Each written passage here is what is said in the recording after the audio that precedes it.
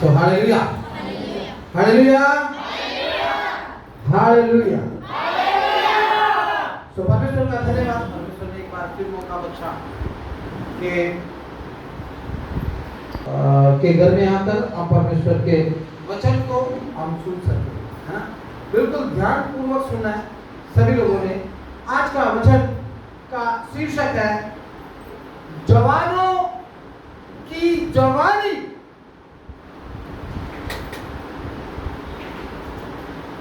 के लिए सलाह। क्या टाइटल है वचन का? जवानों की जवानी के लिए सलाह। जवानों की जवानी के लिए सलाह। देखिए, हमें बहुत बुरा लगता है जब कोई हमको बोलता है, पादरी साहब मेरा बच्चा ऐसे हो गया, मेरा बच्चा नशे में चला गया, मेरा बच्चा जेल में चला गया, मेरा बच्चा गड़बड़ी के कामों में चला गया। आप प्रार्थना करो। किसी पास्टर को किसी ने बोला, पादरी साहब मेरे बच्चे के लिए प्रार्थना करो, क्योंकि वो चौक पे खड़ा होकर शराब पीता है और गलत जो संगति के अंदर वो रहता है और इवन बीड़ी भी पीता है। इस प्रकार की एक्टिविटियों में हमारा बच्चा लिप्त है। ठीक है, लेकिन इसके लिए आपको मैं एक चीज बता दूं, बाइबल के अंदर हर एक चीज का तोड़ है। मैं हमेशा कहता हूं, बाइबल के अंदर हर एक बीमारी की दवा आपको मिलेगी। कहां मिलेगी? बाइबल के अंदर। ठीक है, ये जवानों के लिए एक सलाह है, उनकी जवानी के लिए। आज हम देखते हैं सोशल मीडिया पर, कोई भी प्लेटफॉर्म हो जहां पर भी देखें, जवान बच्चे लोग सोशल मीडिया पर ज्यादातर बुरी बुरी चीजों को देखते हैं। ठीक है ना? परमेश्वर की चीजों को नहीं देखते। आज हम देखते हैं जवान लोग चोरी कर रहे, जवान बच्चे वे विचार में पड़े हुए जवान बच्चे और जवान बच्चे बुरी बुरी जो ड्रिंक्स और बुरे बुरे ड्रग्स का सेवन कर रहे हैं जवान बच्चे, क्योंकि उनको अपनी जवानी के बारे में मालूम नहीं है। समझे? लेकिन बाइबल हमें क्या कहती है जवानी के बारे में, ये यूथ के बारे में हम बिल्कुल ध्यान दें, है ना? जवानी के बारे में, क्योंकि जवानी बार बार नहीं आती। समझ मेरी बात को? यंगनेस बार बार नहीं आता।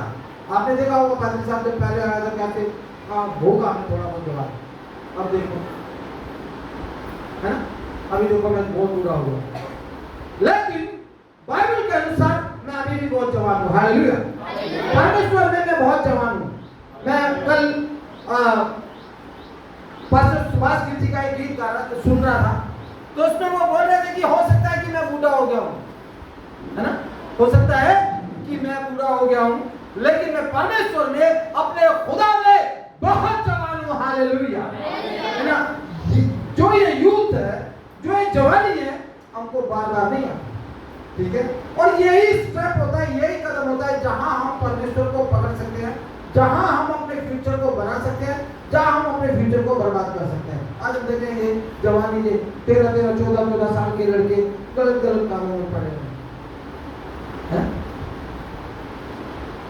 उनके पास शिक्षा नहीं है, उनके पास विद्या नहीं है, वो नशे कर रहे हैं, चोरियां कर रहे हैं, व्यभिचार कर रहे हैं, गलत गलत कामों में पड़े हुए हैं। लेकिन मैं कहता हूं, जो खुदा पर विश्वास करने वाले लोग हैं, उनकी औलाद ये तमाम चीजों के लिए नहीं बनी है। समझ मेरी बात को? ध्यान से सुने, ध्यान से सुने। जवानी के बारे में, है ना, बाइबल क्या बता रही है? जल्दी से निकालेंगे समोपदेशक की किताब, उसका 12वां अध्याय और उसका पहला पद हम जल्दी से पढ़ेंगे। अपनी जवानी के दिनों में अपने सृजनहार को स्मरण रख, इससे पहले कि विपत्ति के दिन और वह वर्ष आए जिनमें तू कहे कि मेरा मन इनमें नहीं लगता। हाँ, एक बार फिर पढ़ो बेटा। अपनी जवानी के दिनों में अपने सृजनहार को स्मरण रख, इससे पहले कि विपत्ति के दिन और वह वर्ष आए जिनमें तू कहे कि मेरा मन इनमें नहीं लगता। हाँ, क्या कह रही है बाइबल? अपनी जवानी के दिनों में अपने सृजनहार को क्या कर?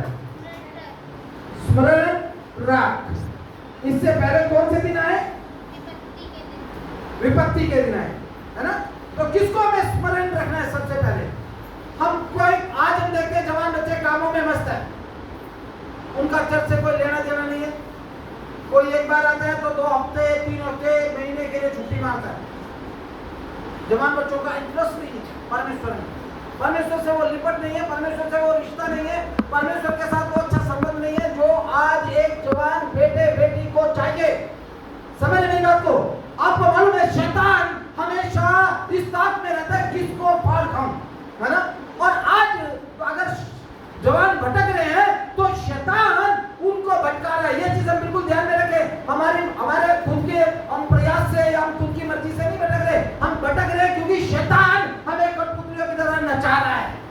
वो हमें खुदा से दूर कर रहा है, क्योंकि हमारा विरोधी कौन है? खुदा के लोगों का विरोधी कौन है? शैतान। वो चाहता है कि हर एक जवान उद्योग की भट्टी में जाए, उद्योग में जाए और वो नरक की ओर जाए। लेकिन मेरा परमेश्वर पिता आपको स्वर्ग का द्वार दिखाना चाहता है, क्योंकि मैं आपको बताना चाहता हूं कि हमारा जीवन यहां पर थोड़े समय के लिए है।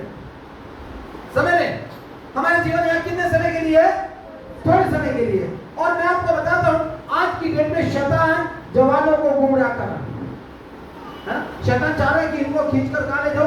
नरक की ओर ले जाए। और नरक का रास्ता बहुत अच्छा है, साफ सुथरा सुंदर है, और इसीलिए हर एक जवान भाई, जवान बहन, जवान बेटा, जवान बेटी क्या कर रहे हैं? उसमें ज्यादा खुश है।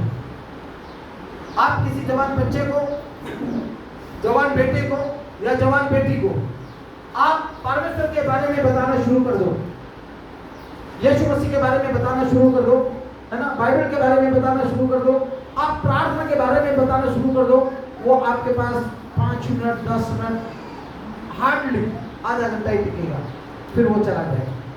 कभी करके देखना। अगर आप उससे संसारिक बातें करेंगे तो वो पूरा दिन आपके पास बैठेगा। आज मैं आपको बताना चाहता हूं कि परमेश्वर आपकी जवानी को संभाल कर रखना चाहता है।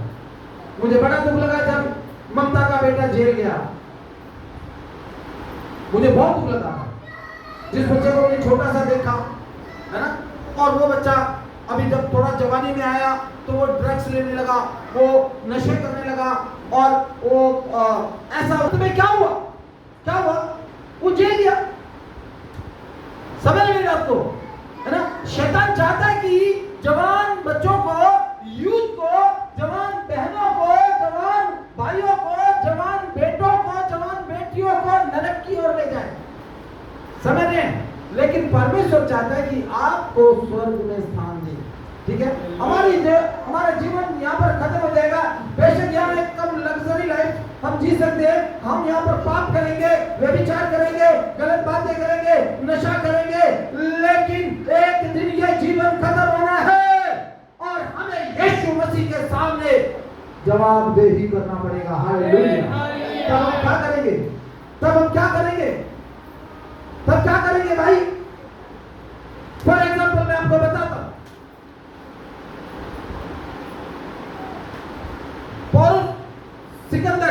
सिकंदर मान, कितने लोग जानते सिकंदर को? है?